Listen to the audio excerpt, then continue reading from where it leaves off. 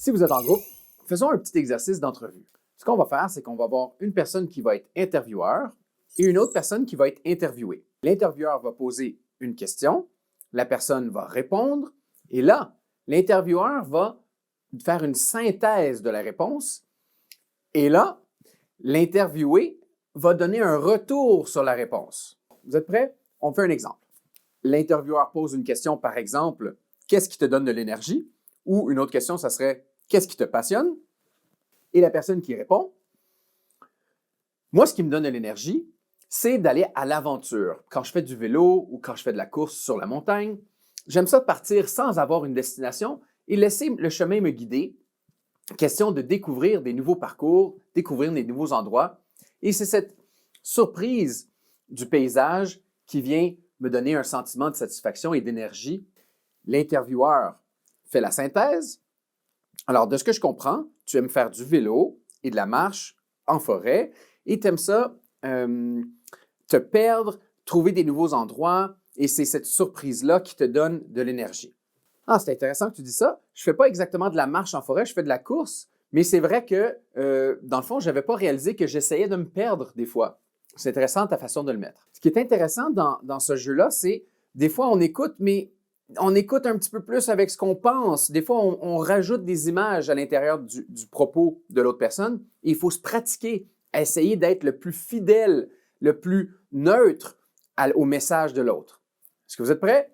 Allez-y. Maintenant, amusons-nous un peu et faisons un exercice avec la carte de l'empathie. Pourquoi est-ce qu'on utiliserait cet outil?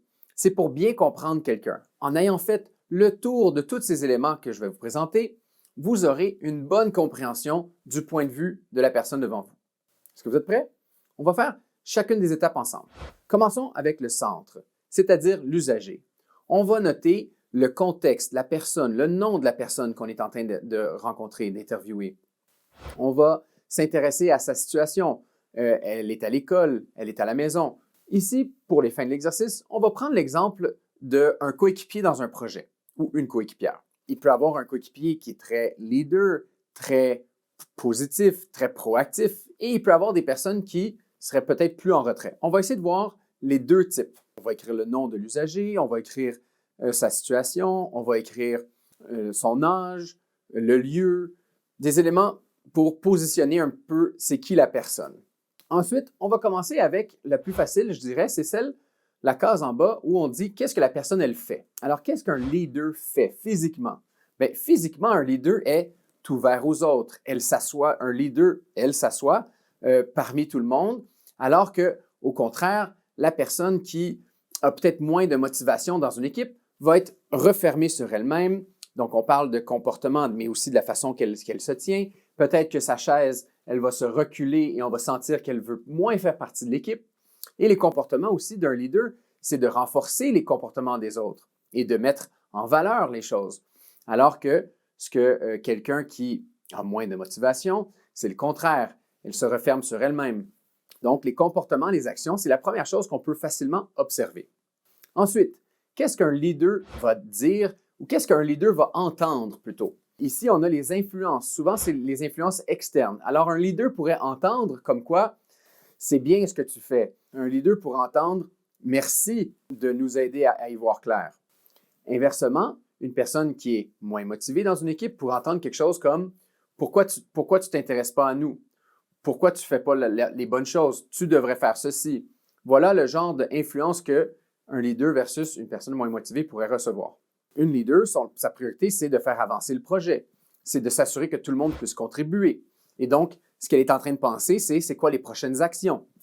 Inversement, une personne qui est en manque de motivation ou qui veut moins faire partie du groupe, cette personne-là va plutôt rechercher des façons de s'échapper, va peut-être chercher des moyens de moins contribuer. Allons maintenant aux émotions. La leader, elle, va ressentir quelque chose de plutôt aspirationnel, comme quoi elle est dotée d'une mission, elle sent qu'elle est engagée, la leader sent qu'elle est à la bonne place.